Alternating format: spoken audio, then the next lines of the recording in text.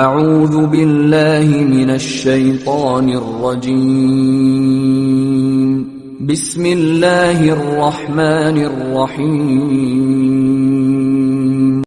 وَلْتَكُن مِّنكُمْ أُمَّةٌ يَدْعُونَ إِلَى الْخَيْرِ وَيَأْمُرُونَ بِالْمَعْرُوفِ وَيَنْهَوْنَ عَنِ الْمُنكَرِ وَأُولَئِكَ هُمُ الْمُفْلِحُونَ۔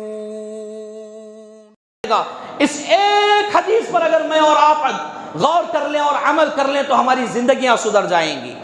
کتنے ایسے لوگ ہیں جو اللہ سے ڈر محسوس نہیں کرتے ہیں، لوگوں کے ساتھ ظلم کرتے ہیں، اپنے بھائی بہنوں کے ساتھ ظلم کرتے ہیں۔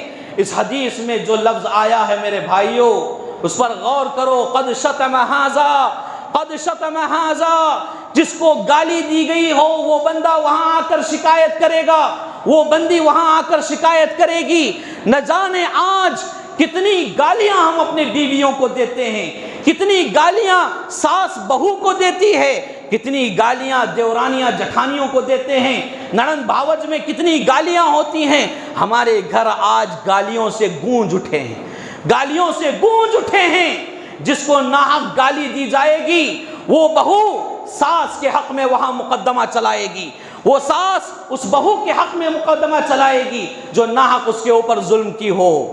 میرے بھائیوں آگے وقذف ھذا، کسی کے اوپر ناحق تہمت لگائی گئی ہو، ناحق الزام لگایا گیا ہو، یہاں بیٹھے ہر ساس سسر سن لیں۔ آج موجودہ صورتحال یہ زیادہ بڑھتی جا رہی ہے کہ ناحق اپنے بہو پر الزام لگا دیتے ہیں، بہتان تراشی کرتے ہیں۔ ایک شک کی بنیاد پر شوہر بیوی سے بدزن ہو جاتا ہے، یہاں تک کہ اولاد پیدا ہونے کے بعد یہ بد نصیب شوہر، بد قسمت شوہر اس اولاد کے دیدار کے لیے بھی نہیں جاتا، صرف ایک شک کی بنیاد پر۔ یہ اس بیوی پر ظلم ہے۔ اگر شوہر کیوں نہ اس کا سینہ اس کی داڑھی سے بھر چکا ہو، کیوں نہ اس کی نمازوں کی تعریف ہو رہی ہو، کیوں نہ اس کی نیکیوں کی تعریف ہو رہی ہو، ایسے شوہر کے لیے اللہ رب العالمین کے سامنے وہ بیوی مقدمہ چلائے گی، کہے گی اے اللہ یہ میرا شوہر ہے جو نماز تو پڑھتا تھا، روزہ تو رکھتا تھا، زکوٰۃ تو دیتا تھا، لیکن میرے ساتھ اس نے ناحق مجھ پر ظلم کیا، ناحق میرے اوپر الزام لگایا، ناحق میرے اوپر تہمت لگائی۔ میرے بھائیوں یاد رکھو، اپنی بیویوں کو شک کی نظر سے دیکھنے والوں یاد رکھو، اللہ کی نظر میں تم بہت ہی حقیر انسان ہو، اللہ کی نظر میں تم ظالم ہو۔